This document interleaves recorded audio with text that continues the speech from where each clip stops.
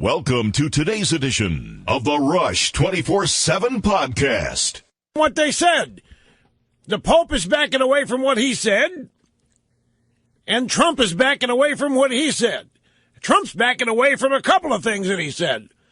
Trump's going moderate on the Pope, and now Trump is backing away from his allegation last Saturday that George W. Bush lied about Iraq.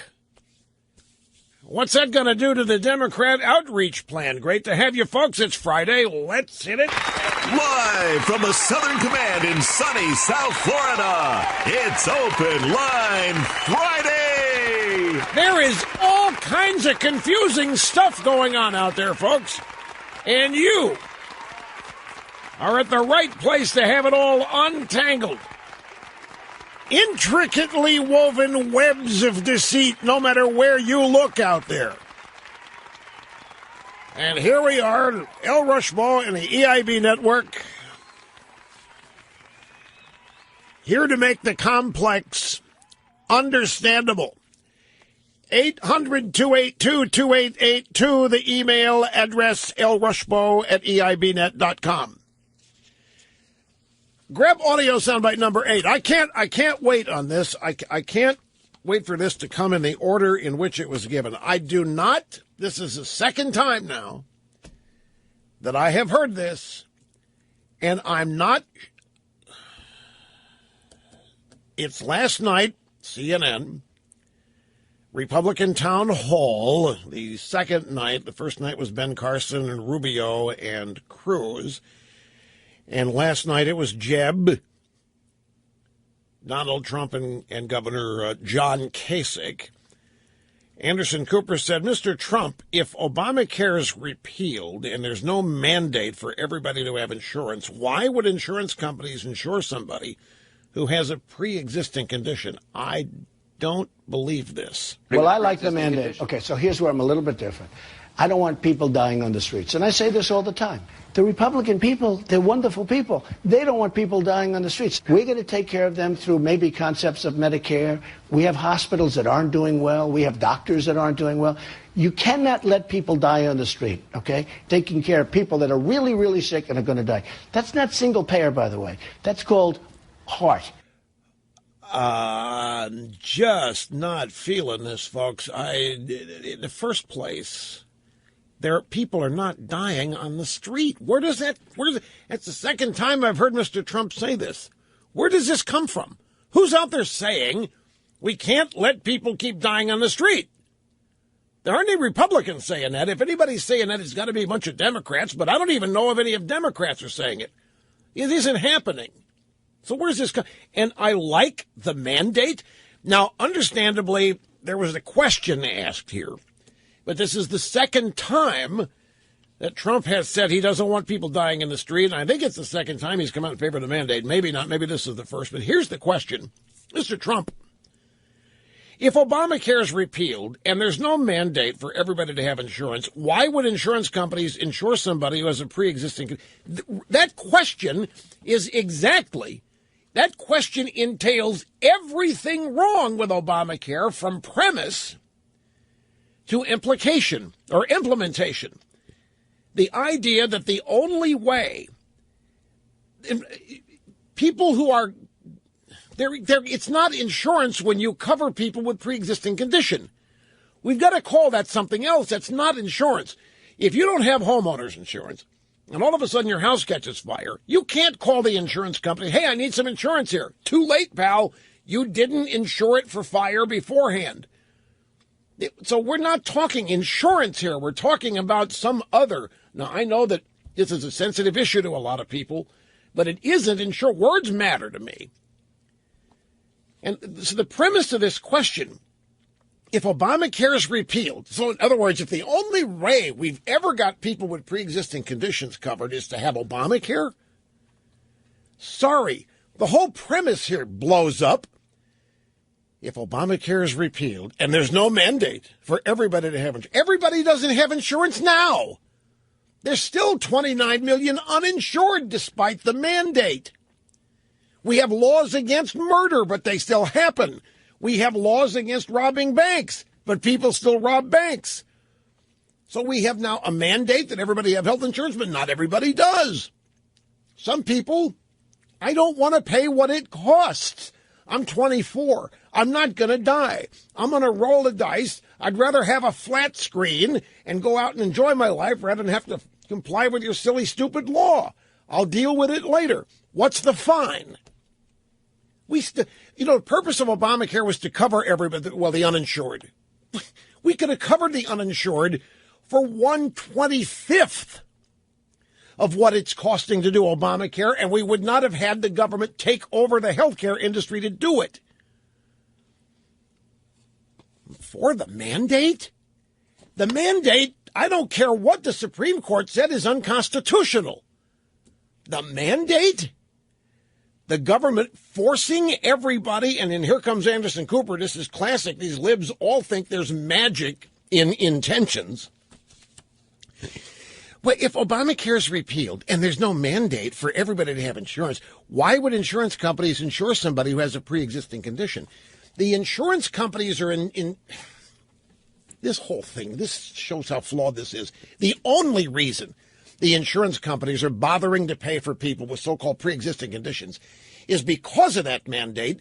The reason the insurance companies went along with Obamacare is because of that mandate. The mandate making it a matter of law that you have to have health insurance. The insurance companies would have been foolish to fight that. Here's the federal government mandating they don't have to advertise anymore, mandating that everybody have their product, mandating you have to go buy their product. What industry wouldn't sign on with that kind of crony corporatism?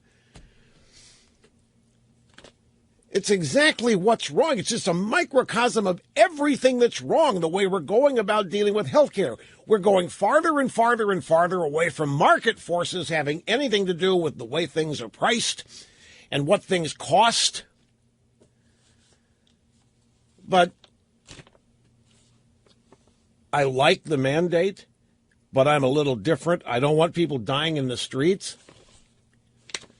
I don't get the connection between the two either. I mean, people are not dying in the streets because of lack of health care. They might be dying in the streets because of liberalism, which has brought about poverty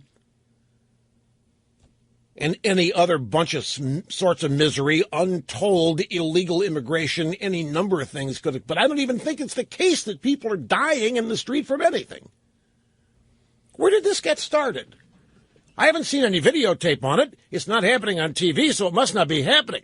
I haven't seen a news report on some schmo dying in the street, and here's the news at 10, videotape at 10 or what. I haven't seen that. So where did this get started? And I know what it is. Well, nobody wants people dying in the street. Who's going to stand up and oppose that, right? Oh, you mean you're for people dying in the street? No, but it isn't happening. And the mandate isn't going to matter a hill of beans whether people die in the street or not, because we have the mandate. We still have 29 million uninsured. And Obamacare doesn't cover illegal aliens. Well, theoretically, it doesn't. I mean, that's another thing. Supposedly, Obamacare doesn't cover illegal aliens, but I bet it does. They show up at the ER. So who is dying in the streets? Anyway, I'm going to circle back to this here, folks. I had this at audio soundbite number 8. I told a broadcast engineer, you keep that near the top of the stack, because I don't know if I'm going to be able to put this off. They have all kinds of polling data out there that's got everybody shaken up one way or the other. The Democrat polling data is just Bernie Sanders here, Bernie Sanders there, Bernie Sanders pulled into the lead here, Bernie Sanders pulls into the lead over there, Bernie doing this, Hillary out of it, Hillary doesn't know what's going on, Democrats in a total confused maze. On the Republican side, the NBC Wall Street Journal Marist poll, not to be confused with the NBC Wall Street Journal poll. There are two of these. The NBC Wall Street Journal poll earlier this week has Cruz ahead of Trump by 2. 28-6, South Carolina. No, it's a national poll. But it was taken after South Carolina, after the debate on Saturday night. And it's the only poll anywhere near that result. And so the experts have been debating, what is this? Is this an outlier, or did the Wall Street Journal poll happen to take their poll at the beginning of a wave of people falling out of love with Trump because of what he said at the debate Saturday night? It's still unknown. But here comes the next version of the NBC Wall Street Journal Marist poll. And this one's got Trump's lead, not 18, not 15, not 20, but 5 over Ted Cruz. So here you have 2 polls from NBC Wall Street Journal that are entirely different from every other poll out there. There's an ARG, American Research Group, poll out today that has, excuse me, what it is, this is it. Where is it? They don't put these in order. It's got, let's see. Yeah, this one's, they got Trump at 33, Rubio 20, and Cruz in third place at 13%. So there's all kinds of movement here in a number of different polls. We had the Bloomberg poll yesterday, which is a standard poll, which shows Trump, Cruz, Rubio, with the usual distances between each.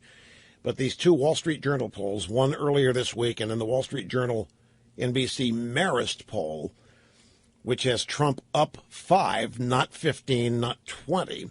So the theories going around here, remember we had the news earlier that there were 2 different sites reporting that the internal polling data for the Jeb Bush campaign had Trump only ahead of Cruz by 2 points.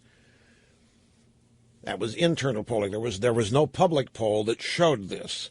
So now we've had 2 public polls, both from the NBC Wall Street Journal unit. Well, one is with Bill McInturff, the other was with Marist.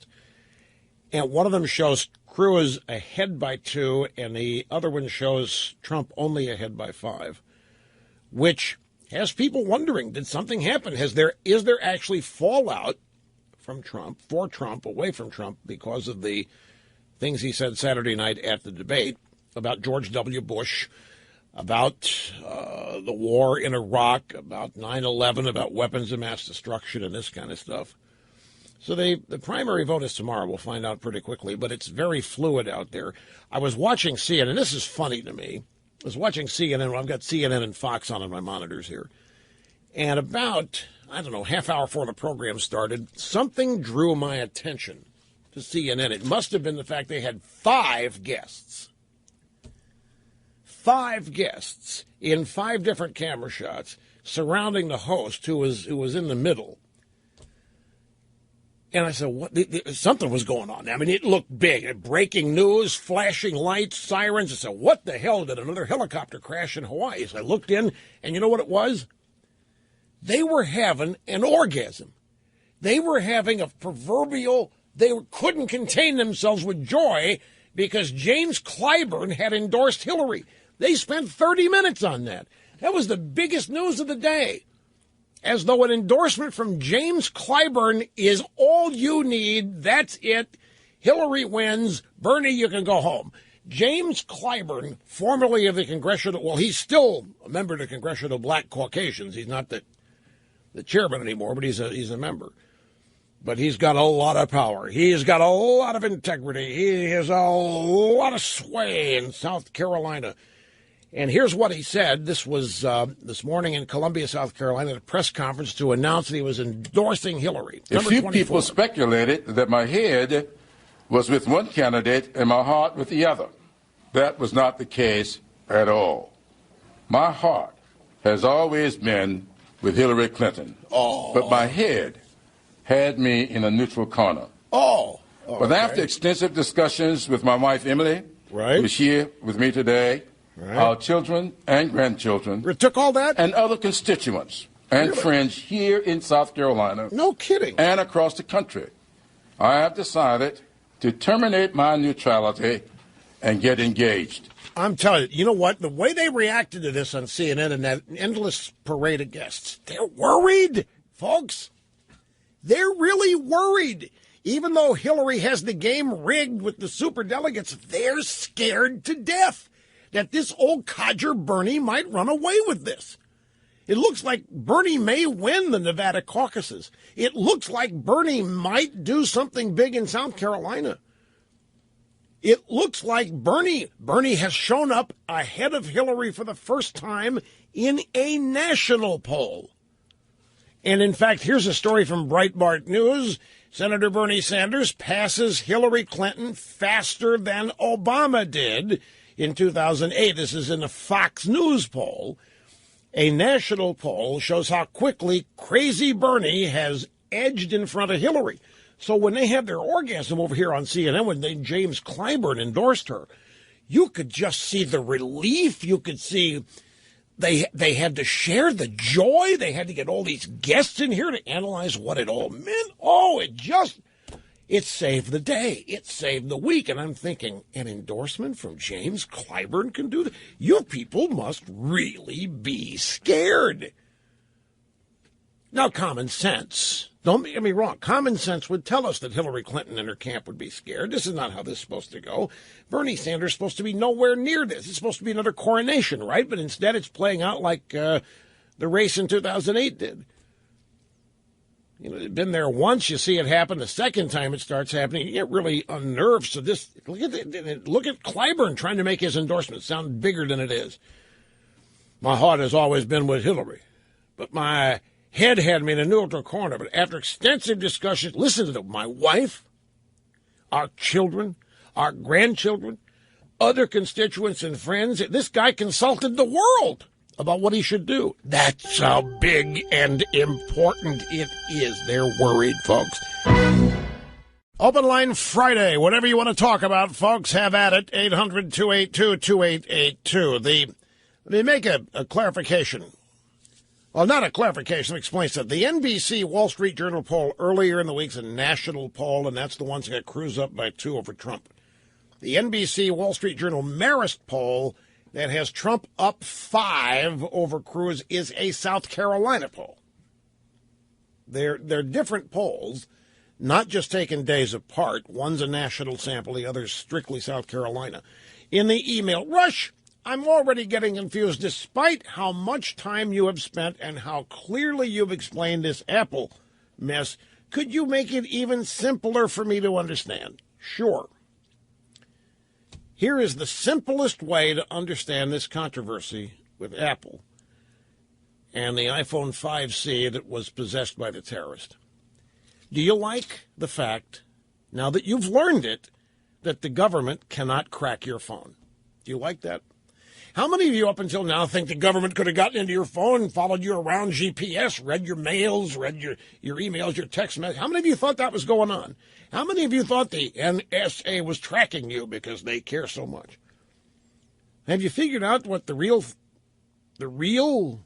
takeaway from this is? The government can't crack your iPhone. And the government wants to be able to crack your iPhones. The real question is, do you like the fact that the government can't read your emails? Well, if you have a phone later than the 5C, and if you're running iOS 8 or 9. If you're running iOS 7, it's a little different. With Apple's help, they can. But if you're modernized, do you like the fact that the government can't crack your phone? Do you want the government to be able to crack your phone? If you do, then hate Apple for what they're doing here. If you like the fact that the government can't crack your phone, which they're tantamount admitting here, then you need to support Apple.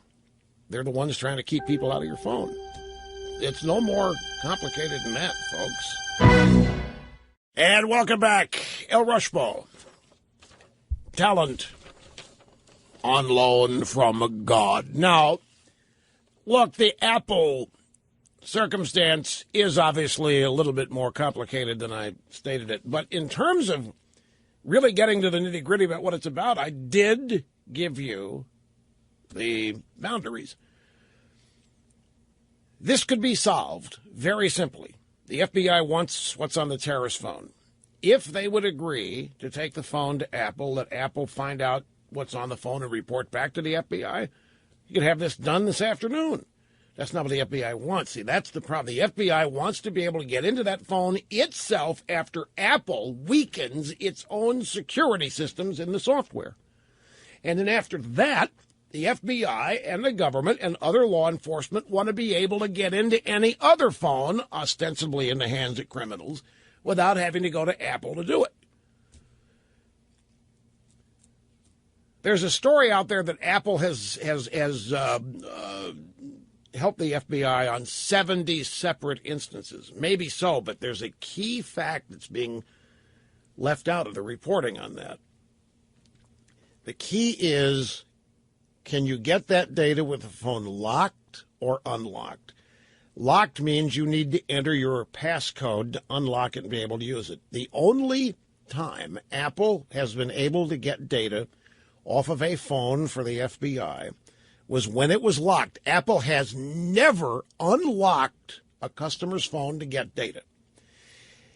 If they're running an iPhone 4 or an iPhone 5 or a 5C and running iOS 7 or older, then Apple can go in and get certain data even if the phone is locked. But if it's an iPhone 5S or 6 or 6S running iOS 8 or iOS 9, they can't. But the point is, how many of you have been believing all this time that you're sending a text, you've got a text or an iMessage thread going with somebody, and you think, gosh, I've got to be careful what I say here because somebody could be reading this. Well, you've just learned now that they can't. You've learned that that's encrypted front to back. And the only person that can read what you're typing is the person you're sending it to. And vice versa, you're the only one that can read what they're typing, other than they, of course, because it's encrypted on both ends. And the key, in other words, the key to unlock the encryption is on the phone. It's not at Apple headquarters. The FBI wants to be able to read your emails, other law enforcement. If you're a criminal, they want to be able to read your text messages. And they're asking Apple to give them the permission to unlock your phone or a terrorist phone or whatever. Well, they're not. They're going to court demanding, as the federal government, that the courts make Apple make their systems more vulnerable. The point is that I don't know how many millions of people up until this incident probably believed that if the government wanted to, they could spy on them, read their emails, maybe even follow their FaceTime phone calls or their text messages. And what you've learned is nobody can. Your government cannot crack your phone. Surprise, surprise. I'm sure there's a lot of paranoid people actually sad to learn that because they had bought into this giant conspiracy belief that the NSA is tracking everybody and listening to everything, content. Turns out it isn't true. So if you like that circumstance, if you like the fact the government can't crack your phone, that's the question for you, because the government doesn't want to just stop at particular phones that may be under suspicion. They want to have the ability to be able to unlock and use any phone whenever it's under suspicion without having to go to Apple. And to make that possible, they either want Apple to weaken their systems or to give the government the key to unlock. Now, that is a simplification, but it pretty much spells this out. Okay, during the break at the bottom of the hour, did some research here on people dying in the street. As I said, Mr. Trump is out there saying that we have to support, and he likes the Obamacare mandate. I mean, folks, you can't, I'm just going to tell you something here. You can't talk about repealing Obamacare and like the mandate. The mandate is everything in Obamacare. If the that's what the Supreme Court case, that's what John Roberts turned himself into a pretzel in order to find that it was constitutional. When before Obamacare it wasn't. The federal government cannot mandate that you buy anything until now. Without the mandate, there is no Obamacare. Obamacare can't survive without the mandate, without the federal government requiring by law that you have to buy this product or else you're going to be fined. It can't exist. So I don't know how you say you're going to repeal this and start over and at the same time keep the mandate, but then dying in the streets. I haven't seen any news on that. I haven't seen stories. So I went and looked. I just wanted to make sure, and I found, what is this? What's the web? Think Progress. It's a liberal website. And the headline, cold weather has already claimed the lives of the homeless. 2,000 people died on the streets in 2014 alone. Now, this story has nothing to do with health care. This story, 2,000 people, and estimated. Estimated means they don't know. Just like they estimated the number of homeless at 3 million. They finally did a homeless census. You people may not remember this. Some of you might be old enough. But starting in the mid-'80s, all the way forward for 10 years, is this guy, Mitch Snyder, who was a homeless activist in Washington, the guy that slept on sewer grates at night to show his compassion for the homeless. Sewer grate in the wintertime, just to try to relate. And the homeless didn't like it. What do you mean kicking me off my sewer grates? The only way I can stay warm. And Mitch Snyder said, I need to show that I care. I need to show that I'm advocating for you. So you go find someplace else to sleep. I'm taking your sewer grate tonight. I mean, that is what passed for compassion.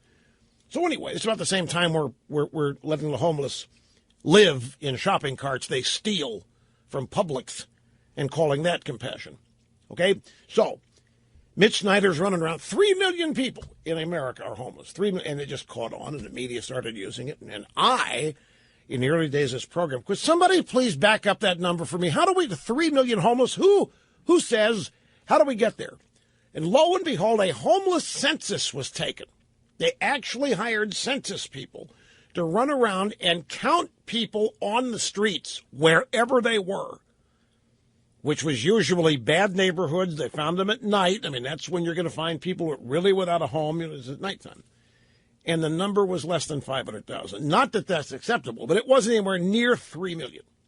Well, here we are again now with Think Progressing. An estimated 2,000 homeless people died on the streets in 2014, according to those who memorialized them. So we are going to take it on the authority of those who memorialized them that 2,000 people died on the streets. But I looked here. None of them because of health care. Homelessness. And where is homelessness rampant?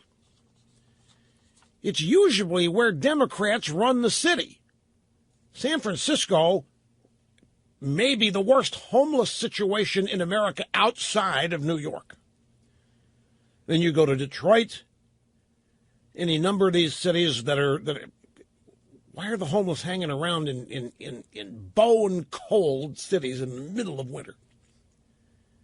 Why don't they all end up in San Diego or in Miami or in Hawaii?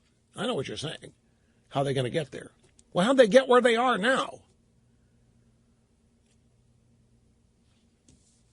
This country has done more, we've given more, we have offered more, we have spent more on our downtrodden than any country in the history of humanity. And this idea that people are dying on the streets as a reason why the government has to get bigger or the government has to stay in control of health care. I looked it up. 2,000 people, all of them homeless. Okay, it's a brief time out here, and we'll come back, check and see who's up on the phones, and if there's anything there, we'll go there. Hang in and be tough, folks. Don't go away. That's a good point. In New York City spends more than $1 billion. That's billion with a B. New York City spends more than $1 billion a year taking care of the homeless. If anybody is dying on the streets in New York, it's not because nobody cares. It's not because we're not spending enough money. It's not because of Obamacare or lack of it.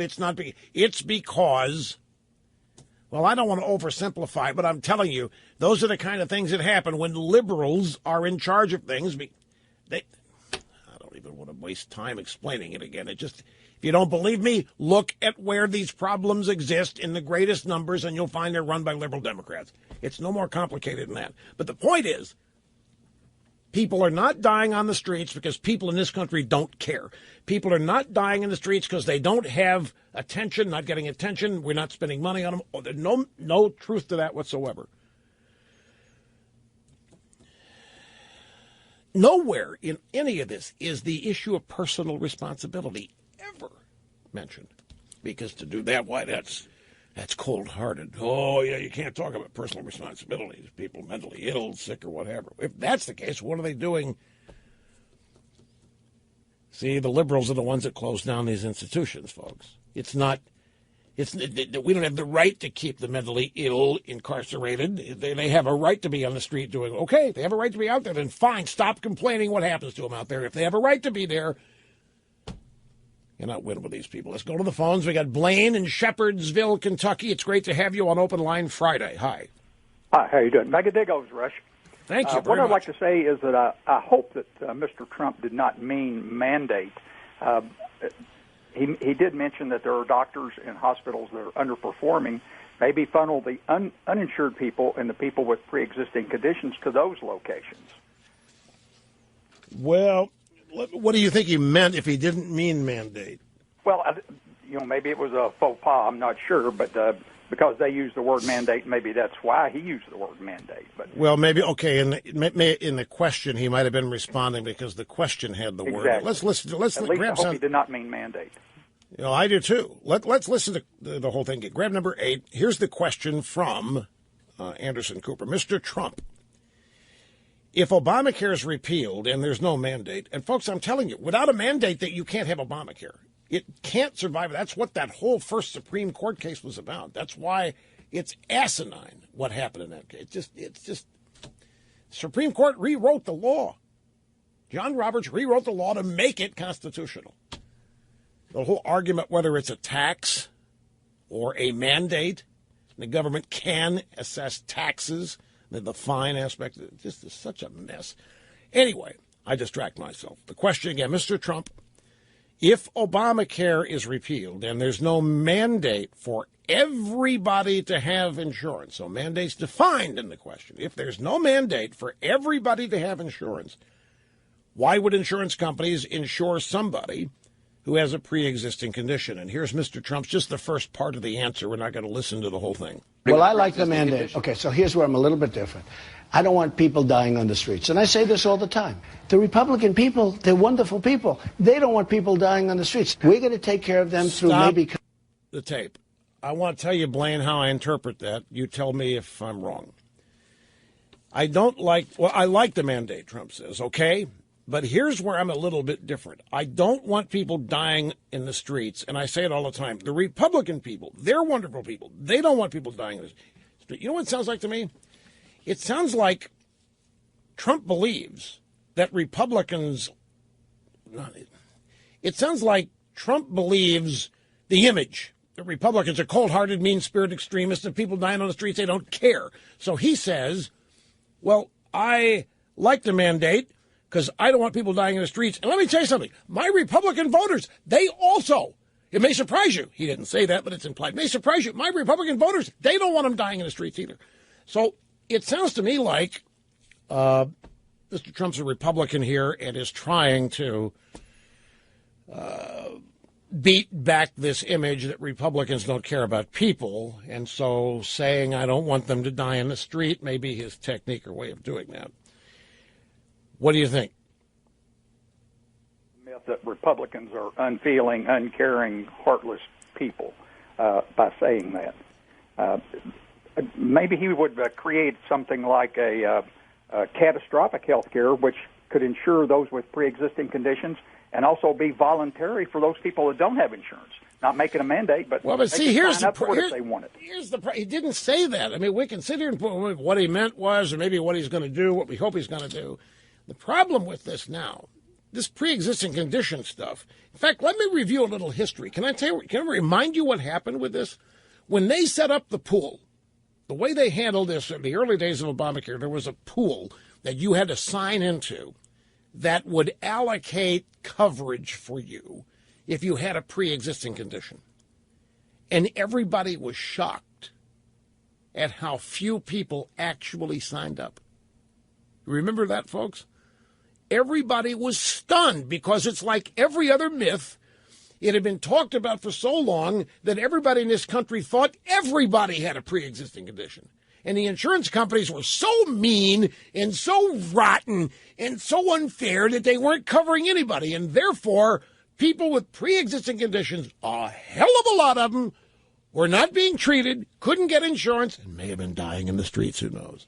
So they set the pool up because they had to go about this because this isn't insurance. They had to set up an entirely new way of dealing with this, which is basically to set up a new welfare program. If you want to get down to the grassroots, talk about the brass tacks, it's a welfare program. It's not insurance. By definition, it's not insurance. I don't mean to offend anybody, but it isn't insurance. Anyway, the number of people supposedly so-called with self or pre-existing conditions that signed up shocked everybody how few it was. It was nowhere near what everybody had been led to believe because of the never-ending press coverage. So it turned out to be not that big a problem, and it certainly wasn't a big enough problem to totally overturn and upend the American healthcare system, just like insuring the uninsured wasn't. But that didn't matter. Reality didn't matter. Perceptions did. Perception was there were gazillions and gazillions that didn't have health insurance, and gazillions with pre-existing conditions the insurance companies were being mean to. And it was largely bogus in terms of the number. Associated Press, October 3rd, 2009, health overhaul centerpiece endures growing pains. The pre-existing condition insurance plan started this summer isn't living up to expectations. They have the money, and they didn't have nearly the applicants they thought they were going to have. It turned out to be not an emergency or crisis. Anyway, hang tough, be right back. Well, that kind of blows the hell out of my theory. And I thought it was a great theory. I thought it was an example of my forward thinking. I thought it was an example of my ability to see through the haze. But Trump is backing away from his charge that George W. Bush lied on Iraq.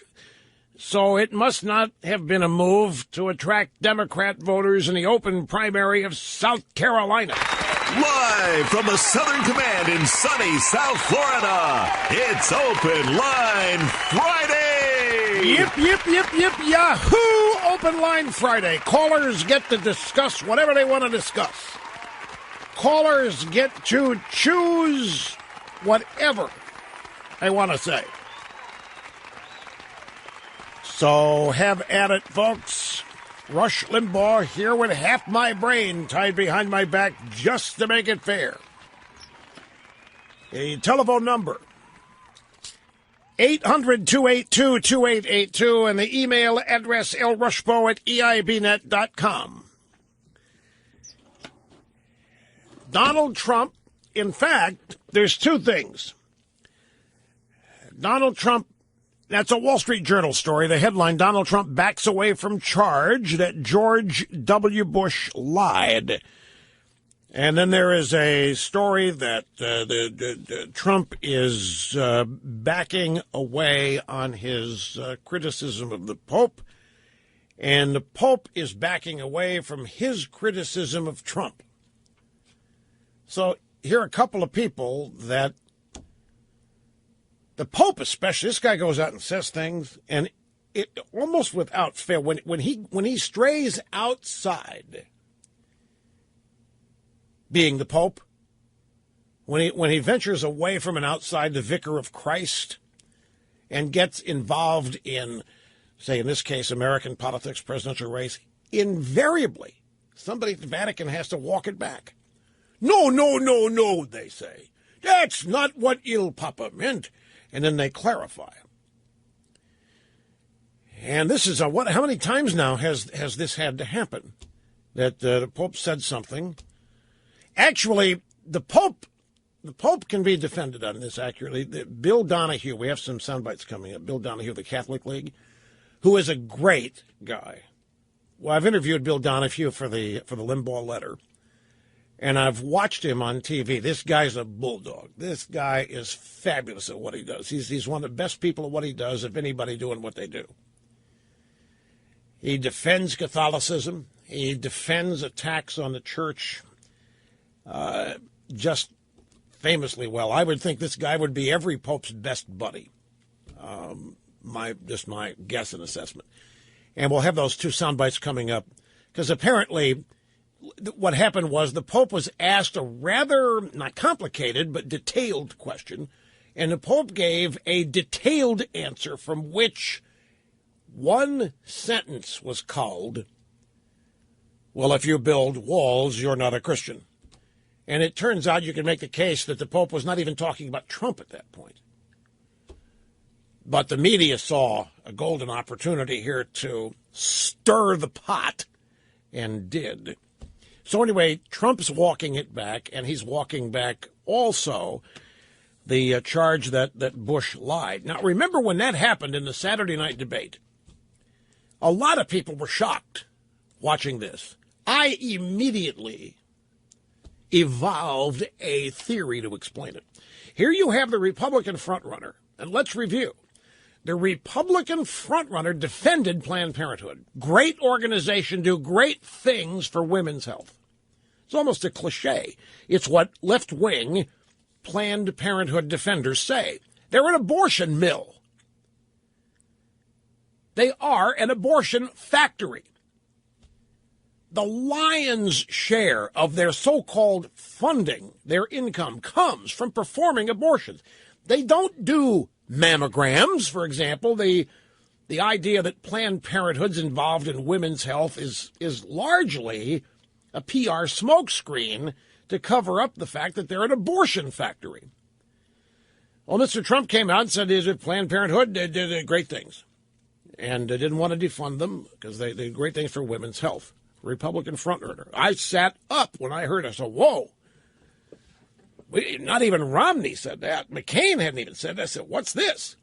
And then as the debate went on, Mr. Trump accused Bush of lying about Iraq. They knew there weren't any WMD in there, and they still went to war anyway. They knew, Trump said, they knew. And then Trump said that he opposed the war in Iraq, and that Bush was lying about that and lying about 9/11, that Bush didn't keep us safe, that the Twin Towers fell when Bush was in the White House, and he did that while assaulting Jeb, going after Jeb. But nevertheless, I said, what is this? This is first time I've heard any of this. And then it hit me. Well, it's an open primary. And in South Carolina, Democrats and independents can cross over and vote. And I theorized that what Trump was trying to do here is get some of those, because we'd had reports that Cruz was gaining ground. Internal polling day of the Bush campaign, Cruz only 2 points behind. Figured that if that internal polling existed, the Bush campaign, the Trump people knew it too. So it was one of two things. Either Donald wanted to go get these other additional voters for one of two reasons, either to stave off whatever was happening with Cruz, or to just amass more and more votes to just hammer that final nail in the coffin and just be done with this and just win with a slam dunk. And then commentators on TV took me to task. No, Rush, Trump's not that diabolical. He speaks from the heart. And I said, nothing diabolical about it. This is political strategy. All I'm saying is that Trump is not surrounded by idiots. He's got some political pros in his organization, and it could well be they've strategized to do this, because it's not often that you hear the Republican frontrunner anywhere defend Planned Parenthood and destroy a revered former Republican president, revered in South Carolina with 83%. You just don't hear that. So there had to be a reason for it. And then Trump, yesterday, or maybe 2 nights ago now, when he's on MSNBC during that town hall, admitted that he was going to get crossover votes. He was going to get Democrats in it. I said, aha, see, my theory was right on the money. Exactly, that's what they were doing. That's why Trump said that. Then there were a couple of additional things, such as Trump saying that he's going to rewrite the electoral map. electoral map because so many people, so many crossovers in other states are going to end up supporting him that Wisconsin's going to be in play, Pennsylvania's going to be in play, Michigan's going to be in play. And then last night, Donald Trump, let me just read to you from the Wall Street Journal. Donald Trump on Thursday appeared to try to walk back his claims that the administration of former President George W. Bush lied about the presence of weapons of mass destruction in Iraq to justify the war. During a town hall-style event hosted by CNN, when the Republican frontrunner was asked about the comments he made during last weekend's GOP debate, Mr. Trump said, "I'm not talking about lying. I'm not talking about not lying. Nobody really knows why we went into Iraq. Bottom line, there weren't any weapons of mass destruction." So, whether he lied or not, Trump said of Bush, he went into Iraq. It was a horrible decision. We shouldn't have done it. And so the Wall Street Journal and others in the drive-by media are now trying to say that Trump is walking it back. Now, if Trump's walking it back, there goes my theory. Why walk it back if you're trying to attract Democrat crossover votes tomorrow in the South Carolina primary? Or maybe you think you've already done it and you've succeeded. You got your message out. You can make a show at Play It Walking It Back here to maintain your Republican vote. I still could be right about this, is the bottom line. Now, they think they've caught Trump in another, I don't know what you call it, flip-flop, because apparently Mr. Trump is saying, and you probably heard it, that he opposed the war in Iraq always, forever. And people in the media said, that's great, but we can't find any quotes. We can't find any evidence you saying that. And Trump said, well, that's okay. You shouldn't. I wasn't in politics back then. I'm in business. I'm a businessman back then. I wasn't being quoted for things I said as a businessman. Of course you wouldn't, but I just want to tell you, I opposed the Iraq war.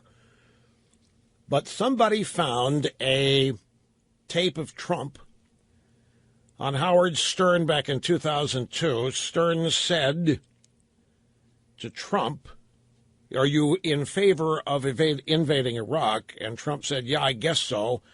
I wish the first time it was done correctly.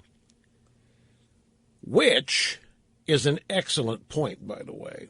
If you remember what happened in Gulf War I, that's we won that war in like 2.5 days. That was the Arnold Schwarzenegger, the Schwarzkopf victory. You remember what happened with that? We had the Iraqi army on the run. They were in full retreat. The Republican Guard, the elite troops, they were on the way back to Baghdad. And Schwarzenegger wanted to wipe them out, just wanted to end it, go all the way back to Baghdad, get Saddam, and be done with Iraq. And Colin Powell said, no, Mr. President, Mr. Bush, don't do it. You will look like you are using excessive force, unnecessary force. The war is over. The war is won. And besides, said General Powell, was he General Powell then or Secretary Powell? Secretary Powell. Nope, he was General Powell then. General Powell said, look, the UN mandate authorizing the use of force does not include getting Saddam. It just says get Iraq out of Kuwait and recapture the oil wells for Kuwait that Saddam took and eventually set on fire. And that happened to be true. The United Nations resolution that George H.W. Bush put together did not include regime change in Iraq, did not include taking Saddam out. But Schwarzkopf said, a la Patton, what the hell are we stopping for? Let's just keep going. Root the guy out and be done with this forever. And Colin Powell said, nope. Said the optics won't look good, and there weren't any. The optics were the Iraqi army was on the run. They were surrendering every day on TV, waving white flags. They were shoeless. They were shirtless. And they were on the road back to Baghdad. And Colin Powell said, you can't continue this. You got to just end it and let them get back home, and that's what we did. And Saddam survived to once again start threatening and bellowing about weapons of mass destruction. It gave us reason to go back in. Ancient history, but nevertheless, Trump is right when he says, I wish the first time it was done correctly. What he means by that is if we just kept going, taking Saddam out. But the point is, in 2002, he did say he was for invading Iraq. So there's There's, I don't know if you call it flip-flop, but people have found evidence contrary to what he has been saying. Okay, well, I'll take a brief time out. I want to come back and grab a couple of phone calls. Then we'll get into this business with Trump and the Pope. I want you to hear what Bill Donahue says about this, because that'll straighten it out for you right after this. Don't go away. Salon.com, Salon Magazine, left-wing extraordinaire. Headline, Hillary Clinton just cannot win. Democrats need to accept that only Bernie Sanders can defeat the GOP. Salon is well, I don't know, demanding, advocating, editorializing that Hillary get out of the race. They are suggesting that she surrender. She can't win. She can't beat Trump or Cruz or whoever. Only Bernie Sanders can. Salon.com, wacko leftist extreme radicals to you and me, mainstream Democrat thought to them. I'm going to have to make a note, because I'm not going to have time to develop this today, but folks, it is we sit here, we laugh at Bernie Sanders and that whole campaign over there. We laugh crazy Bernie, this old doddering man running around. You realize a frighteningly large percentage of Americans think Bernie Sanders is a rock star. And it's because of what he's saying. It's not personality. It may be cultish, but it's because Bernie Sanders is promoting socialism. It's right there what we're up against. And the one thing the Republican presidential primary does not hit on is that, and I think they should. That's what we're ultimately up against. Now, understand, the immediate task at hand for Republicans is to win the nomination, to win the primary fight. But I think part and parcel of doing that is letting everybody know who the real opponents are, the real enemy is, and what we're going to do about it, because this is a significantly large number of Americans that can't wait to elect this guy. They're not a tiny minority of 20%, folks. And they are rabid. In the meantime, Mike in Raleigh, North Carolina, open line Friday. You're next, and it's great to have you here, son. Hey. I know how to beat Trump. You got to use his own tactics. You know, Ted Cruz's main selling point is his integrity. So what's Trump do? Calls him a liar, liar, liar. Well, what Cruz should say is, how can we trust you to make America win again when you're such a loser? Go on, sue me, you loser. There's countless ways to characterize Trump as a loser. You just talked about it, his backtracking on calling Bush a liar. There's so many ways. He lost to the little old lady in Atlantic City. He's been bankrupt. He's been divorced. He's flip-flopped. When you were for abortion, now you're not for abortion. Were you a loser then, or are you a loser now? Countless ways to go after, and that would piss him off. And, that's, I think, the way to do it. Okay, what's the task at hand? The task at hand is to what? Take some of Trump's support? Is to take Trump out. I mean, wait. Some of his voters to cast out. No, how about you think you're going to take Trump voters and convince them not to support him by calling him a loser? He's a loser every which way you look at it. I mean, that's not. Listen, you've got Trump supporters. You know who they are. They're committed to the guy. Do you think by Ted Cruz running around calling him a loser that he can convince Trump supporters to abandon Trump? I think it needs somehow, some way, reasonable doubt has to be put into people's minds, because him just saying, I'm going to make America win again, it's working. So somehow there has to be reasonable doubt cast upon that. I'm asking specific. The word loser. Nobody's going to associate that word with Trump. Nobody. You're not going to peel off one Trump supporter by having Cruz run around calling him a loser. If your objective is to tick Trump off, you could do that, maybe. But you're not. The objective, if you're Cruz or Rubio, you need Trump supporters to abandon him. And you're not going to do it by calling him a loser. The reason, one of the many, that Trump supporters are locked in is because to them he's a winner and is going to transfer that winning to the country, and he's going to transfer it to them. They're going to become winners. Trump to them represents an era of America that is almost over because it's been under assault and under attack. I would call it the era of the standard majority.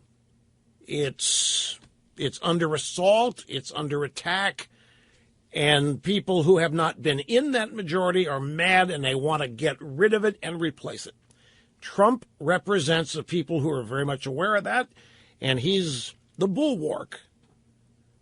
He's not going to let the era of the majority actually be taken away. Calling him a loser, I'm just trying to help you out here. I know that you love Cruz and you want Cruz to win, and you think that there's ammo out there, and there may be, but it does not include calling Trump a loser. In fact, not only are you not going to take votes away from, you may solidify the support that he's got from people already, if you use that term. And I'm telling you, Salon.com, not insignificant, folks. They may not be the huffing and puffing and Post, although they may be. I really don't know. Be honest, your average, ordinary, left-wing radical, who they think is their most credible website out there, who they rely on, who to them is gospel. And a lot of them think Salon is. Some think the huffing and puffing and Post. Others think it's the Nation.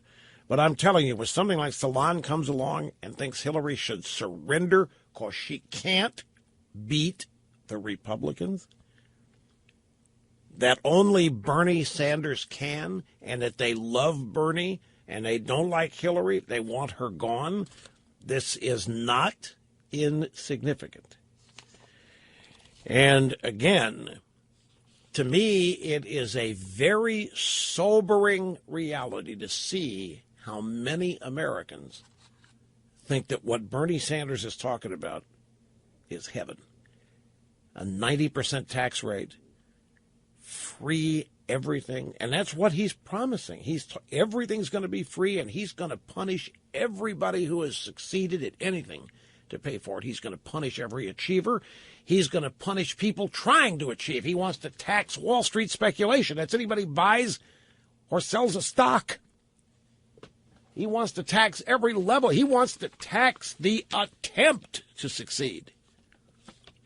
Even in his world, the attempt to succeed makes you a suspect. And you have to be taxed. Free college, free food. What good is free college? What is... The theory is that everybody needs an education, free education, to make it fair, so that you can go out there and get a job and do well. But what if you're also trying to wipe out competition? Why should anybody have to have an education to succeed? Why won't you just mandate success and define it as X number of dollars a year and give that away? What is this going to them? Why do people need an education? What are they going to use it for? They're going to use it to try to improve themselves, but that's competition. You can't have that, because then you're going to have some losers. See, the libs are going to get hung up every step of the way, even in their utopia, because you're going to have losers, and that's what they can't abide. They can't abide that they're losers. Any system that makes people losers is unjust and immoral, and we got to get rid of it. Except they're not going to get rid of themselves, so what are they going to do here? What's the point of an education? Particularly when the number of jobs available are dwindling or is dwindling because the government's taking over more and more of them.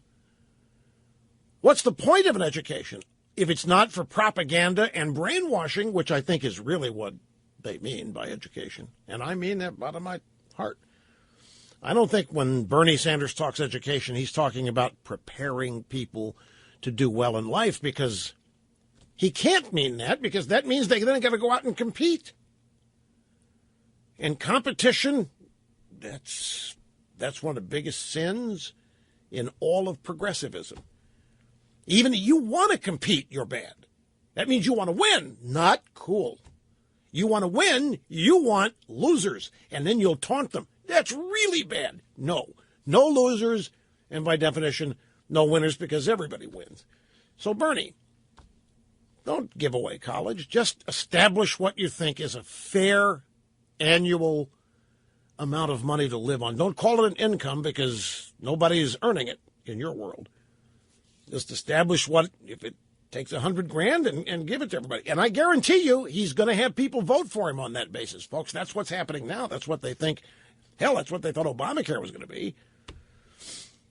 A large number of them. It's a scary thought. Back to the phones. Dave, Mount Pocono, Pennsylvania. You are next on Open Line Friday. Dittos, Rush. I'm a diehard Trump supporter, and the problems that I have with Rubio and Cruz. Rubio, I think he's really an establishment person. I think with the immigration, I think that's probably one of the biggest concerns that we have. I think our country is on that point of no return, and I really think that if Rubio's in there, I think that he's just going to go along with the system. He's just going to follow what they want to do and do everything, like the Republicans passed a budget, let's get the Gang of Eight, let's do this. I think with Cruz, the problem with Cruz is I think that if he gets in, I think McConnell and I think Ryan will work with the Democrats to defeat everything he wants to do. You think that because he's taken them on face to face, disliked by him, that he's so resented and disliked that they will purposely sabotage. I truly believe that that's what they'll try to do. And Cruz, I think with him, with some of the stuff that he's doing, I'm not really thrilled. He was my second. I would have, I was kind of. Okay, but let's stick with your first point here for just a second, and Sure. We'll get on to the next.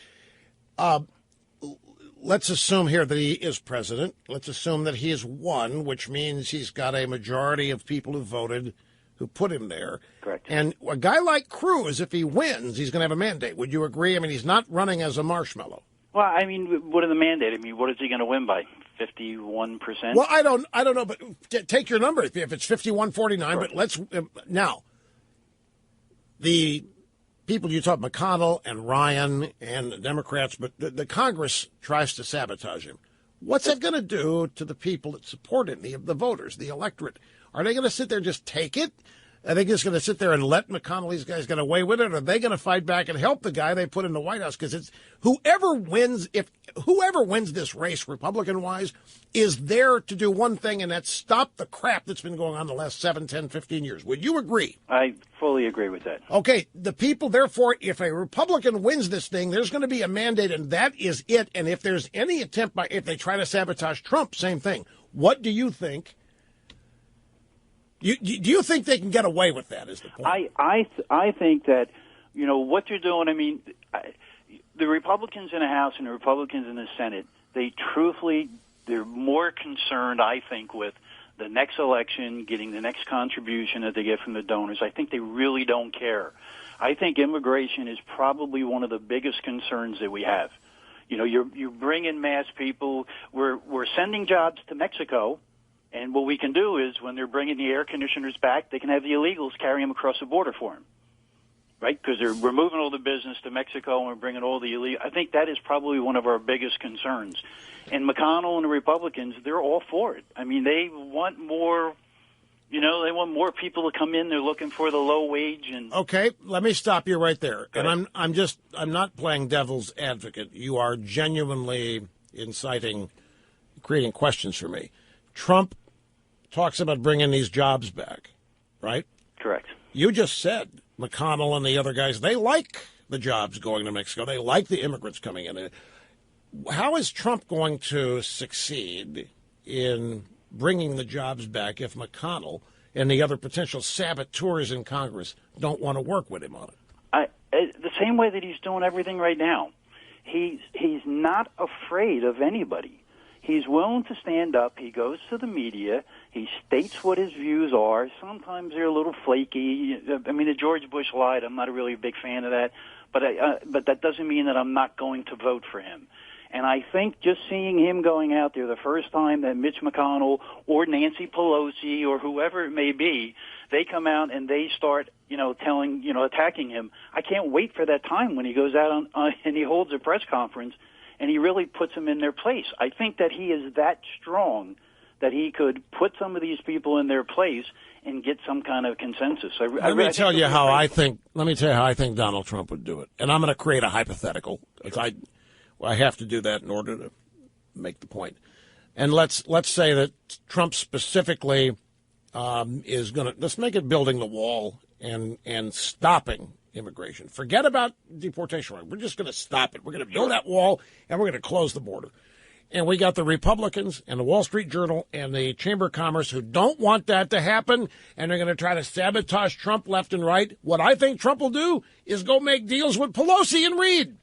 I think he go make deals with Democrats, and if the Republicans are going to try to sabotage him, he's just going to try to ace them out by making deals with the Democrats and making them ineffective, inconsequential, humiliate them, embarrass them, or what have you.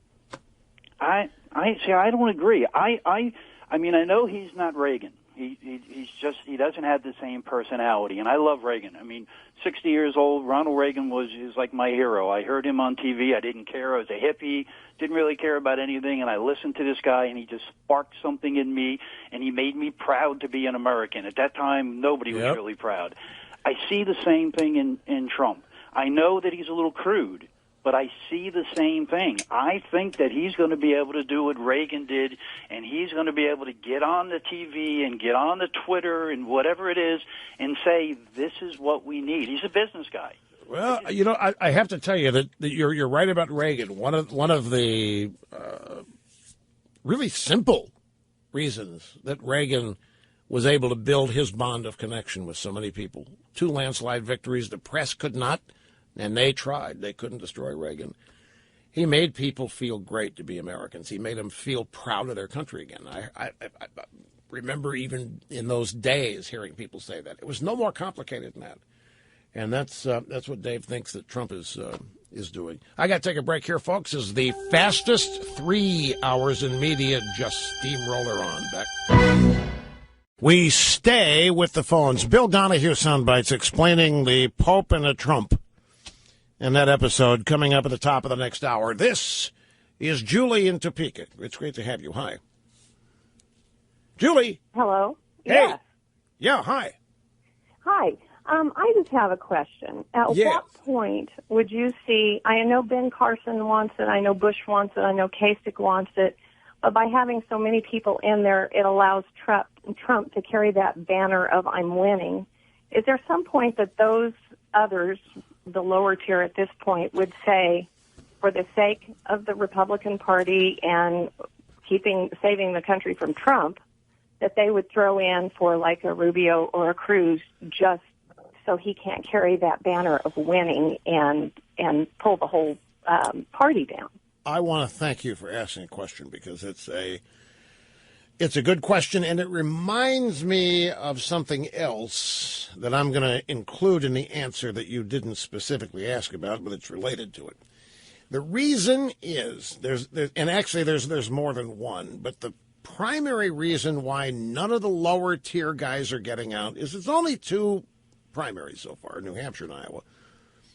And another reason is that I'm here to tell you, from Reince Priebus on down, there is still this belief that Trump is not real, that he's either going to get defeated big time somewhere by somebody or that he's going to get out of the race. They still have not accepted the fact that Trump is in this for real and forever all the way to win this. So everybody is hanging in, hoping that they're right, that Trump eventually is either taken out of the number 1 slot, which would open it wide up before they get out, or that he eventually quits. They all have donors which have given them money. This is a third reason. The donors want to see some investment for the money that they put in, particularly on the Jeb side of things. Kasich thinks he's got a shot at winning this thing because of what happened to him in New Hampshire. You can see it the way he's campaigning. Rubio, because of the same thing. His endorsement with Nikki Haley. He thinks he's still alive. So there's no way. I mean, what you say is it'd be really cool because the fact of the matter, here's her point. The point is when you look at these numbers, a full 65% of Republican voters oppose Donald Trump. But that 65% is split 5 ways. Trump's there with his 30, 35, and here come the others. So the question is, why don't some of these lower-tier people like Carson and all just quit and throw their supporters to Cruz or Rubio? Well, none of them have small enough egos to want to be team players yet. But let me tell you, here's the other thing, Julie, that I think every one of you, if you are a Republican primary voter, or if you are simply a Republican interested in all this and you're going to vote in November, I think you better be well aware. And I don't know this for a fact, but I will tell you what I really think. I think the establishment and the RNC, whoever they are even now, as we speak, conceiving various options and strategies designed to thwart whoever wins the primaries. If it's Trump, if it's Cruz, I think that the establishment and the people that run the party are, as we speak, hatching plans to take over the convention and deny whoever wins the most delegates by virtue of the primaries and throw it open to try to deny whoever wins this, Trump, Cruz, Rubio. If it's Rubio, they would probably go with him. But I believe, and this is just intelligence guided by experience, these are not the kind of people that sit around and wait for things to happen and deal with a loss as though, okay, we gave it our best shot, we lost. These are people, in their minds, they run the party. They run the convention. This is their show. This is their business. It's their party. And they're not going to let this outsider Trump or Cruz get it. Believe me, they've got some plan or a series of plans, options that they're going to hatch, if at all possible, to throw this convention wide open if somebody they don't like wins these primaries. We won't know until it happens. We will not know if that actually happened. You know, the theory is that the rules are such that a brokered convention is impossible. And that's why we have the primary system. The brokered convention, it was fun, but once everybody banned smoking, there was no smoke-filled rooms, and the smoke-filled rooms were where all the fun was. And since there aren't any smoke-filled rooms, there's no brokered conventions. But you watch. They're just not going to, if Trump won't quit, and if nobody's going to beat him, and ditto Cruz, they're just not going to sit there and let this happen. They're going to try, however, whichever, whatever. They're going to have a last gasp if they don't get what they want after all these primaries take place. And that'll happen at the convention. Make book on it. Okay, folks, it's the fastest 3 hours in media. What other stuff out there? Good stuff besides this, but we do have the latest in the Trump and the Pope. Call it controversy, if you will. Oh, and what the ESPN president said. Holy smokes. I'm glad I found this or reminded myself. Hang on for that. Making the complex understandable. Rush Limbaugh meeting and surpassing all audience expectations every day. It's Friday. That means... Live from the Southern Command in sunny South Florida, it's Open Line Friday. Open Line Friday. 1 hour remains. Whatever you want to talk about, have at it. 800-282-2882 and the email address lrushbo@eibnet.com. So yesterday at this time, we were all under the impression that the Pope had said that Donald Trump's not a Christian because the Pope thinks that people that build walls instead of bridges are not Christians. Trump reacted, thought he was a disgrace, that the Pope was disgraceful.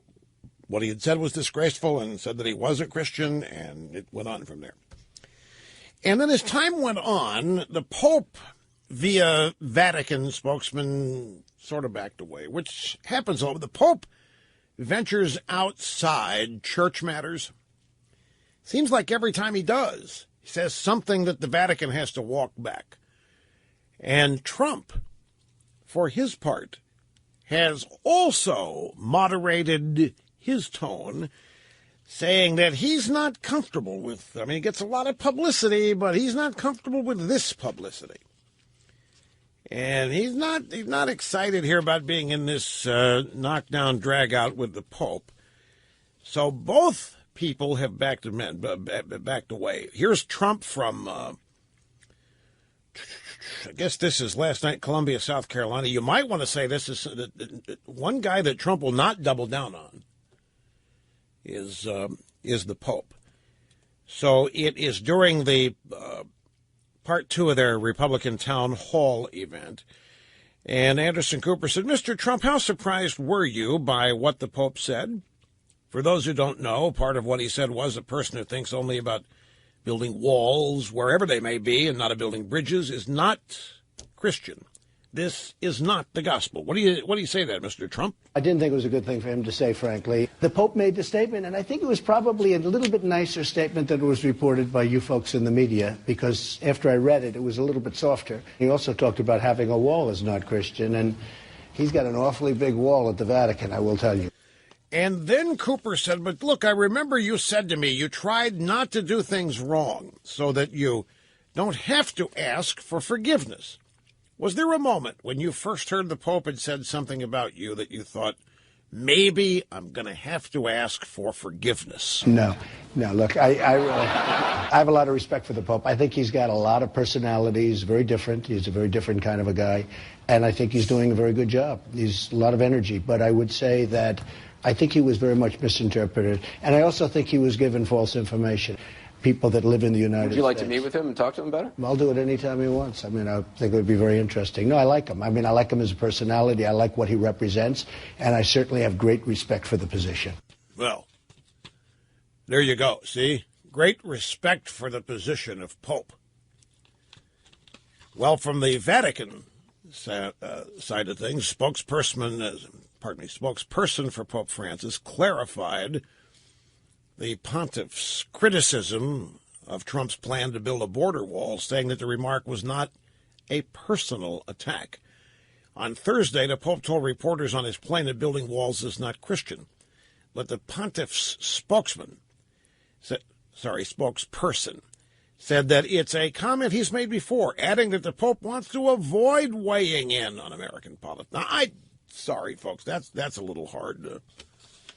He does weigh in. The Pope said what we already know. If we followed his teaching and positions, that we shouldn't build walls, but bridges, the spokesperson said in a statement according to CNBC. It's his generic view, coherent with the nature of solidarity from the gospel. Spokesperson then said this wasn't in any way a personal attack or an indication on who to vote for. The Pope has clearly said that he didn't want to get involved in the electoral campaign in the U.S. and also said that he said what he said on the basis of what he was told about Trump. And he gave him the benefit of the doubt on this. So let's go to Bill Donahue. Bill Donahue of the Catholic League was on special report with Brett Baer last night at 6 o'clock. And Brett Baer read the actual statement here, all that was said. He said, let's read it out. It's obviously in Italian, but here is what it is. Donald Trump in a recent interview said you, the Pope, are a political man, and maybe you're a pawn of the Mexican government as far as immigration policy is concerned. He said that if elected, he'd build a 25-kilometer-long wall along the border. I'd like to ask you, this is a reporter asking the Pope, I'd like to ask you, what do you think of these accusations against you, and if an American Catholic can vote for somebody like this? Pope Francis said, Thank God he said I was a politician, because Aristotle defined a human person as animal politicus. So at least I'm a human person. As to whether I'm a pawn, maybe, said the Pope. I don't know. I'll leave that up to your judgment and that of the people. And then a person who thinks only about building walls wherever they may be and not building bridges is not Christian. This is not in the gospel. As far as what you said about whether I would advise to vote or not to vote, I'm not getting involved in that. I say this man is not Christian if he has said things like that. We must see if he said things in that way. In this, I give the benefit of the doubt. That's the transcription, and then Bill Donahue weighed in. That's exactly the way it should be. What I find striking, because the Pope laid down conditions, didn't he? He used the word if, he used the word only. But in fact, what we have here is the reporter trying to say, well, should Catholics really vote for a person like this? Now, we've been told ad nauseum that Catholics should not listen to the Pope about anything, that we're going to exercise their independence. Now we're supposed to line up single file. This was a setup on the Pope. They misrepresented what Trump has said, right. And now the media are misrepresenting, except what you did. You accurately reported what the Pope said. A lot of people are not. And there's a point to this. I mean, the Pope's answer to that question was rather lengthy. It was detailed, and it did contain a bunch of ifs, and I'm not sure. I'll have to rely on your judgment. And Donahue said that was a set-up question. The guy set the Pope up hoping for an answer so he could run around saying Pope doesn't like Trump or whatever, and then take it to Trump, and then Trump doesn't like Pope, and have a back and forth going. So Brett Baer said, well, look, the Vatican has a giant wall that surrounds it, and many conservatives have a problem with some of the things the Pope said beyond what you're talking about here.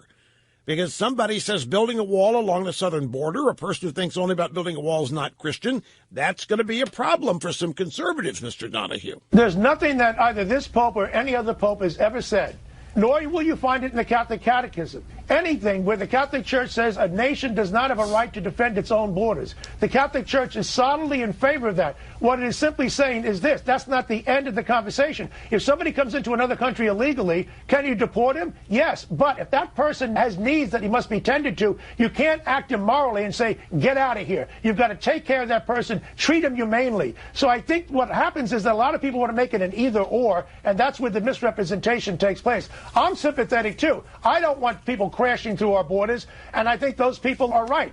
So, but he's obviously going to defend the Pope and the Catholic Church here. That's what the mission of the Catholic League is. But the point of this is to illustrate that the question the Pope was asked was a really long question, and the Pope's answer was a really long answer. And the question wasn't specifically about Trump, except as somebody who might build a wall. It was theoretical here, theoretical there. And the Pope did give himself plenty of outs, but the reporter got enough to be able to say, Pope says Trump not Christian. Trump not knowing, none of us knowing from Shinola what went on. Oh, really? Pope says Trump not Christian? Well, and then Trump goes, well, that's disgraceful. How do you say a private citizen? And it all got going. And then when all of this came out, everybody started backtracking. Marco Rubio yesterday in Anderson, South Carolina, had a press conference. And during the Q&A, he had this to say about the battle between the Pope and the Trumpster. There's no nation on earth that's more compassionate on immigration than we are. We accept 1 million people a year in the United States, legally, every year. Mexico doesn't do that. No other country in the world does that. But we're a sovereign country, and we have a right to control who comes in, when they come in, and how they come in. Vatican City controls who comes in, when they come in, and how they come in as a nation state or as a city state. And as a result, the United States has the right to do that as well. Now, that was Rubio answering before all of the context had been presented and broadcast. But nevertheless, he's exactly right here. This is why, I blanch when I hear people say we're going to stop people dying in the streets. Nobody's dying in the streets here. We've spent more money. We have been more compassionate, no matter how you define it, with disaster relief, with taking immigrants into our country, legal and illegal, our foreign aid budget. I mean, it's laughable to attack the United States as being a nation without compassion, or selfish and greedy, or what have you. And that's what Rubio is responding to. And he's right. There's no nation on earth that can hold a candle to us. when it comes to immigration. We accept more immigrants in a year than most of the rest of the world combined. It really isn't. Mexico, 1,500 immigrants permitted a year. We have anywhere between 1 million and 1.6 million. So it's ended up with Trump saying that he doesn't like fighting with Pope. He did not double down, went nowhere near there, and it seems like that it has leveled off and has now become pretty much a non-issue. I mentioned before the break at the top of the hour that I couldn't believe what the president of ESPN said, and here it is. His name is John Skipper. He was one of the featured guests at a tech conference out in Dana Point, California. It was called the Code/Media Conference. It was on Wednesday, and he talked about a lot of things. And one of the subjects he talked about was the inclusion of black writers at ESPN. And he said, he essentially scolded other media outlets for their failure to hire African Americans. The president of ESPN said there's not enough black media in this country. There's not enough black-owned media in this country. There are not enough sites, websites, run by people of color. That is how he promoted a new website that ESPN is launching called The Undefeated. Or, I don't know, maybe it has been launched. I'm not sure. The way this is written, and that led into Skipper discussing the launch of The Undefeated, the one-time vehicle for Jason Whitlock that will, here it is, start operation later this year. We're going to have a site run by people of color, by black Americans, who are going to curate the site. They're going to create the content for that site. ESPN's going to own it, but that's as far as they're going to be involved in it. Skipper pointed out that of the 85 women or African Americans hired by national outlets, ESPN has 74 of them under its employ. He said it was important to cater to the African American community because they watch sports too. He said African Americans are a very important part of our constituency. They watch a lot of sports. And I believe that we have to be their home, and they have to believe that we represent their interests. Fine and dandy, ESPN can do whatever they want. And Skipper can say whatever he wants. But it sure sounds like segregation to me. It doesn't sound like what Dr. King talked about. You know, when I was growing up, the subject was integration. When I was growing up, the complaint was that, well, even before I was growing up, that certain, you know the drill, certain parts of the lunch counter, white only. Restrooms, white only. Buses, white only. And so the civil rights movement was about integrating, was about breaking down barriers, was about integrating the races, getting rid of, with the ultimate objective, I always believe, was a colorblind society. I don't think that's the actual objective. I think if we ever got there, too many in the race business would be out of business and they don't want to go there. So a colorblind society, while I think would be absolutely wonderful and fabulous, I don't think we're ever going to be allowed to get there.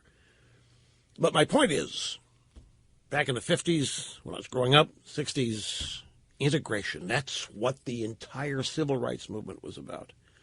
And it seems, it's not just recently, like the last 20 years, it seems like after succeeding at integrating so much of our society, the desire all of a sudden to separate popped up again. And then on college campus, need black dorms, black studies, black classes, African American studies, Black History Month as opposed to American History Month.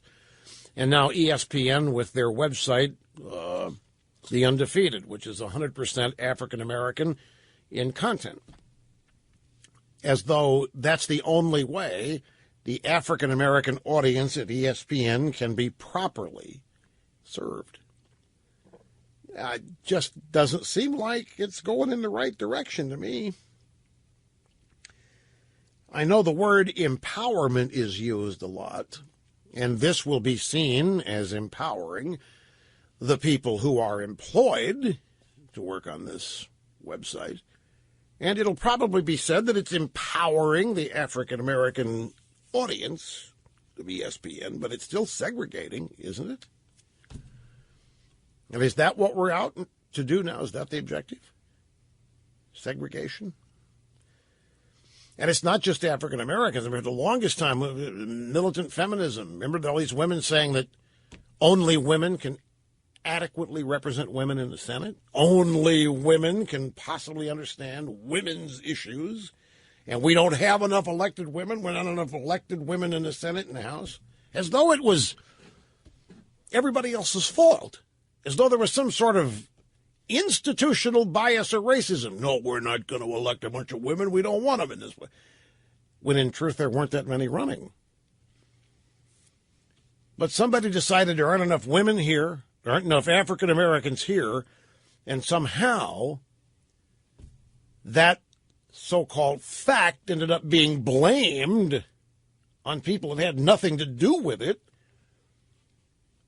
And then that led to the whole concept of integration, I guess, failing, because the majority was still putting up roadblocks and not permitting it, so we have to resegregate here. And as we resegregate, people are being applauded and thinking they're doing great things. And I don't know how this is advancing anything. I fully expect to hear about this. I'm fully aware I'm going to catch hell. I'm going to be misrepresented, and people are going to accuse me of whatever that's not going to be anywhere near accurate. But as I watch ESPN, I don't know how anybody, any sports fan, gets shortchanged. They cover everything. And they've got, he's right, Skipper's right, they have a lot of ex-jocks, African-American coach. Oh, gosh, I just saw the clock. That's right. I'm sorry. This is going to be... Yeah, I'm just looking at the clock. I went long in that segment. There's not enough time to be fair with another caller. But I think there's a good point what's going on. This is not just segregation that's setting in again, as exemplified here by what ESPN's doing. I'm going to take it further. It's not only integration being brought to screeching halt and segregation resurfacing. I think this is also about assimilation. I think this is about the whole concept of what it is to be an American. I think that's under siege, and I think it's in the process of being redefined, and that's what the Democrat Party is all about now, the attack on the founding, the belief that America is founded unjust and immoral. There's a whole bunch of things happening out there that are really aimed at restructuring and redefining the whole country and breaking down the concepts that were established, what this country is since our founding. Okay, calls when we get back. Hang in there. Having more fun than a human being should be allowed to have. El Rushbo, your guiding light. Here behind the golden EIB microphone. A couple things here before we head back to the phones. For the Washington Free Beacon, I just want to read you the headline. You ready? In 3, 2, 1.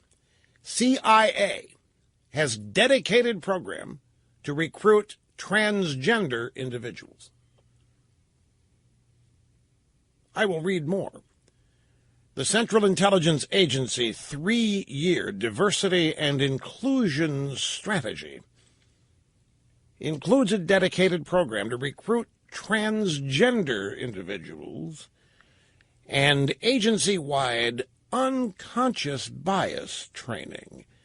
The plan, released by the CIA's Diversity and Inclusion Office last week, lays out several goals for weaving diversity and inclusion throughout the talent cycle. Well, I don't know if they would count as double agents. You could count a double agent. You could count them as double blind. But really, diversity and inclusion in the CIA? That's the purpose? This is exactly how it's done. This is how you tear down. This is just, well, what are we talking here? 0.5% of the population? Maybe, let's be generous. Let's say 1%. Even that is a stretch. And we're going to... Never mind. It speaks for itself. Also, this next one, I have warned you people about this. I have cautioned you to be on the lookout. I've told you this is coming. And I'll tell you, the quirks of fate sometimes just seem to be conspiratorial. What just happened?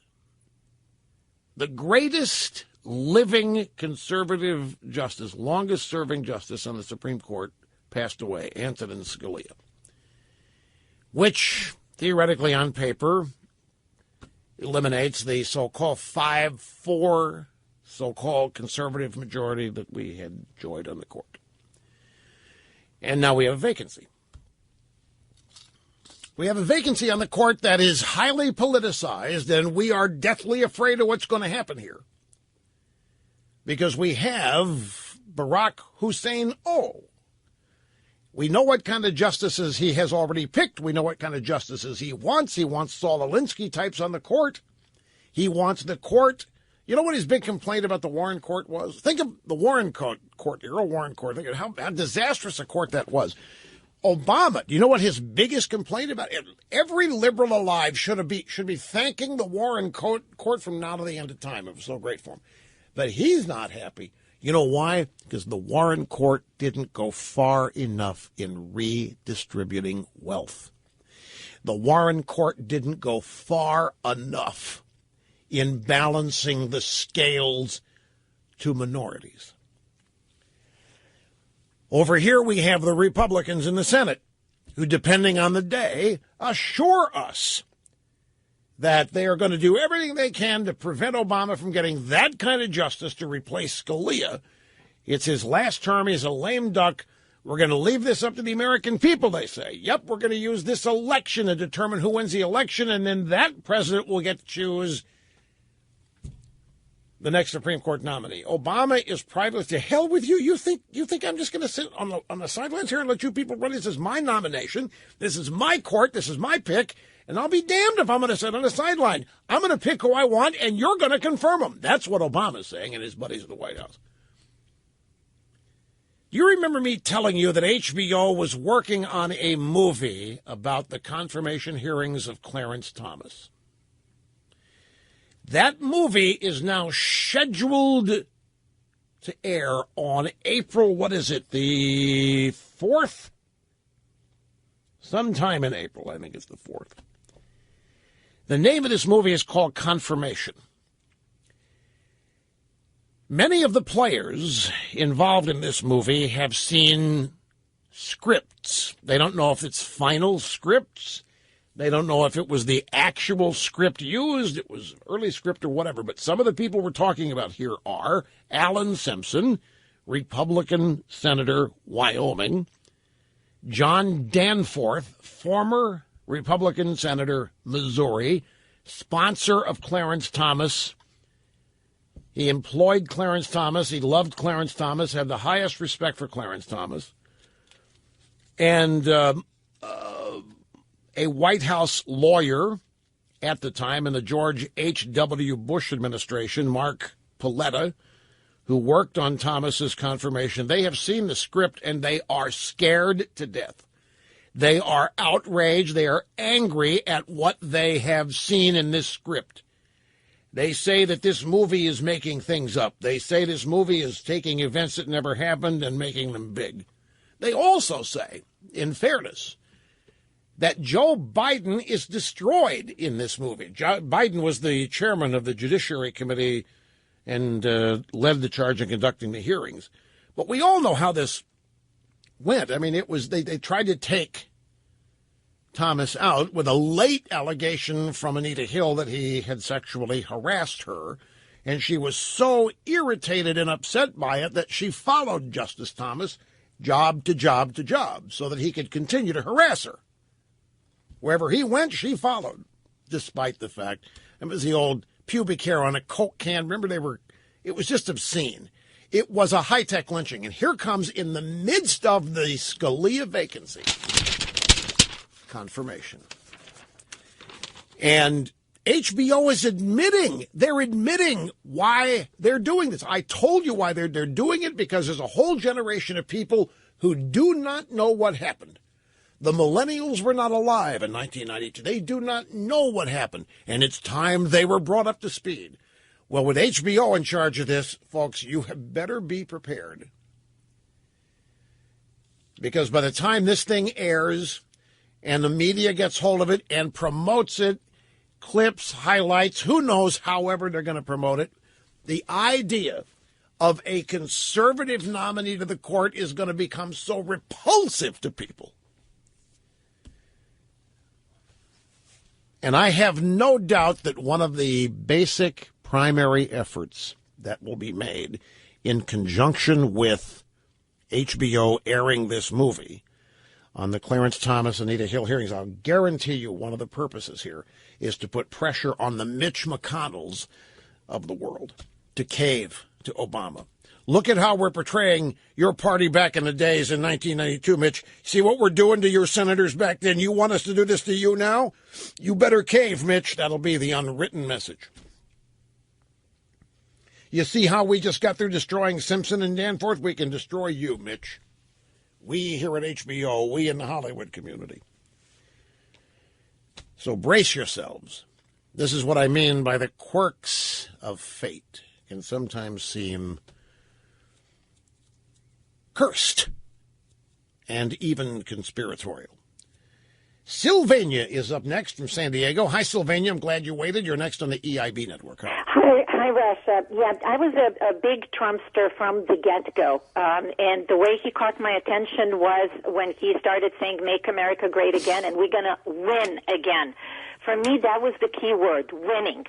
Because, I was just absolutely exhausted and tired of losing 7 years. I wanted to win. So I was with Donald Trump from the beginning, but then also Ted Cruz kind of started, getting my attention. And I was kind of thinking and looking at both guys and, debating. And then Iowa happened. And what we saw in Iowa was that Ted Cruz took on ethanol lobby, and he said no subsidies, and he was the only candidate that did that. Donald Trump actually caved there, and ethanol lobby spent a lot of money against Ted Cruz, and the governor in Iowa actually said, please vote for anybody but Cruz, and Cruz held firm, and he won. So, when you had that caller before saying, well, I'm with Donald Trump because he's a fighter and he fights, and Ted Cruz, I'm not sure that he can fight, I say you really need to look at the things the way they are, not the way you want them to be. Because right now I see Ted Cruz standing firm and strong. You're on powers. You're one of the, I'm trying to remember how many, it's not very many. You're one of the few committed Trumpsters that I have ever encountered who has decided to leave and go somewhere else, in your case for Cruz. It was really ethanol that did it for you? Well, there were some of the things, but definitely it was an ethanol. The statements that he were making that kind of made me think that perhaps he doesn't really understand separation of powers between judicial, legislative, executive branch. Then, I really don't think that he understands, I like to have a separation between the states. For example, that 9/11 moment in a debate in Iowa when Ted Cruz said that he has New York. Hello? Yeah, I'm here. Yeah, when he said that Donald Trump has New York values, I really Donald Trump said, well, 9/11 are our values. To me, it was almost an equivalent of Barack Obama using a race card to stop the conversation. All right. I got you. I think you had call waiting and somebody's calling you and you thought I was hanging up on you. By the way, if we still have our ditto cam signal because I've lost my feed on my monitor here. It says no, we're up and running. Okay. Well, now that's interesting. I have not talked to too many Trumpsters who have seen the light or abandoned Trump or whatever, but she's got two different reasons there, ethanol. And I never said separation, but I think she's talking about observation that Donald is not particularly ideological. In other words, who's liberal and who conservative, that doesn't register with him. He sees things in different ways. Not a criticism, an observation. Anyway, I got to take a break. I'm long here, folks. I'm going to have any time left. I got to take a break now, so sit tight. Back up. And welcome back. I had a different audio source on it here. I thought we were still in commercial break because I was almost paralyzed here a moment ago. You know what I just saw? One of the Koch brothers has come out and agreed with Bernie Sanders. Charles Koch of the hated and despised Koch brothers has said that he agrees with Bernie Sanders on the rigged nature of the U.S. economy when it comes to inequality as it relates to corporate welfare. Charles Koch thinks he doesn't like corporate cronyism. He doesn't like cronyism between government and business. And when that happens at the expense of average Americans, he hates it. And he thinks Bernie Sanders does too. So Charles Koch has come out with a fairly detailed explanation of what. Now, Charles Koch's a libertarian. He's a libertarian and Republican. And he's very, very much opposed to government involvement in business. He hates cronyism. He hates government getting involved, say, with GE or any other corporation. And so does Bernie Sanders. But agreeing with the Koch brother, this guy, he and his brother give $25 million to a hospital, and the hospital nurses protest because they don't think he means it. So it's going to be interesting to see what happens with the left. They probably won't believe Koch here. They think Koch is just trying to suck up to them and fake them out again like he was donating money to the hospital. Well, his brother did that. But anyway, keep a sharp eye. Watching the debates this winter, probably gut-checking your own knowledge of the right answers on public policy questions being asked to the candidates. In fact, is that happening to you? When you watch the debates and these guys get questions, do you think you know the answer better than what you're hearing some of the candidates answer? I don't know about you, but I have that sensation sometimes. And what I always tell myself is, well, wait a minute. They're the ones under the lights. They're the ones under the time limit of 60 seconds and all the pressure and so forth. So maybe their brains are not as relaxed and free-firing as those of us watching. No shortage of topics being discussed. Healthcare reform, national security, issues of trade. Each of them make up subject matter in these debates. And it's fascinating that how many in the audience think they might know at least as much, if not more, than what some of the candidates are saying. The Charles Koch comments are an op-ed that he wrote in the Washington Post. And I'll have, this is worth a bunch of thoughts here on Monday. So in addition to whatever happens in South Carolina over the weekend, we'll see you back here Monday, folks.